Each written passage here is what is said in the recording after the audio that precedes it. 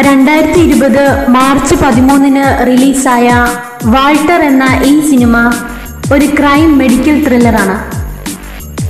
U അംബരാസൻ എഴുതി സംവിധാനം ചെയ്ത ഈ സിനിമ നിർമ്മിച്ചിരിക്കുന്നത് ശ്രുതി തിലകാണ്.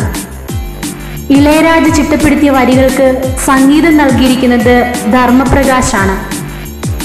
ഒരു മെസ് എന്നാണ് ഈ സിനിമയെ പറ്റി പറയാനാവുക. വൺ ലൈനർ കേൾക്കുമ്പോൾ ഒരു നല്ല ഇൻവെസ്റ്റിഗേഷൻ ത്രില്ലറിനുള്ള വകയുണ്ടെന്ന് തോന്നിയേക്കാം. എന്നാൽ പറയേണ്ട കാര്യങ്ങൾക്ക് പുറമെ വേറെയും പല സബ് പ്ലോട്ടുകൾ വേണ്ട വിധത്തിൽ വിശദീകരിക്കാതെ കടന്നു പോകുന്നതിനാൽ എല്ലാം കൂടി ഒരു മെസ്സായാണ് പ്രേക്ഷകന് അനുഭവപ്പെടുന്നത്. കൊറോണ ടൈമിൽ റിലീസായതിനാൽ ഡബ്ബിംഗ് സമയത്ത് അതേപറ്റിയൊക്കെ തിരികെ കയറ്റിയിട്ടുണ്ട്. അതുകൊണ്ട് തന്നെ കൊറോണയെപ്പറ്റി പറഞ്ഞ ആദ്യത്തെ തമിഴ് സിനിമ ആയേക്കാം ഇത്. കുംഭകോണത്തിൽ 40 വർഷമായുള്ള MLA എന്തു വിചാരിക്കുന്നുവോ അതുമാത്രമാണ് അവിടെ നടക്കുക.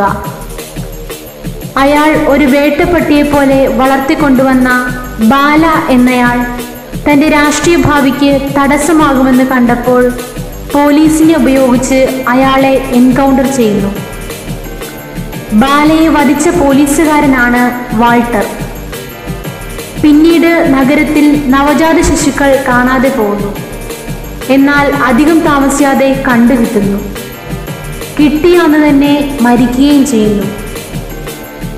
ഈ ക്രൈമിന് പിന്നിൽ ആരാണ് എന്നുള്ള അന്വേഷണവും താൻ വധിച്ച ബാല എങ്ങനെ ഇതുമായി കണക്റ്റായി എന്നതും ശക്തനായ തൻ്റെ എതിരാളി ആരാണെന്നും പറയുന്ന കഥയാണ് വാൾട്ടർ. സിനിമയിൽ പലവിധ മെഡിക്കൽ ക്രൈമുകളും പറയുന്നുണ്ട്. എന്നാൽ അതൊന്നും അത്ര ഇമ്പാക്ട്ഫുൾ ആയിരുന്നില്ല എന്നതാണ് പ്രശ്നം. സിബി രാജിന് പുറമെ സമുദ്രക്കനി, നടരാജ് എന്നീ താരങ്ങൾ കൂടി സിനിമയിൽ പ്രധാന കഥാപാത്രങ്ങളെ അവതരിപ്പിക്കുന്നുണ്ട്. ഡ്രോൺ ഷോട്ടുകൾ ഏറ്റവും അധികം ഉപയോഗിച്ച സിനിമ എന്ന റെക്കോർഡ് ചിലപ്പോൾ നേടിയേക്കാം. ഈ വീഡിയോ ഇഷ്ടമായാൽ ലൈക്ക് ചെയ്യൂ.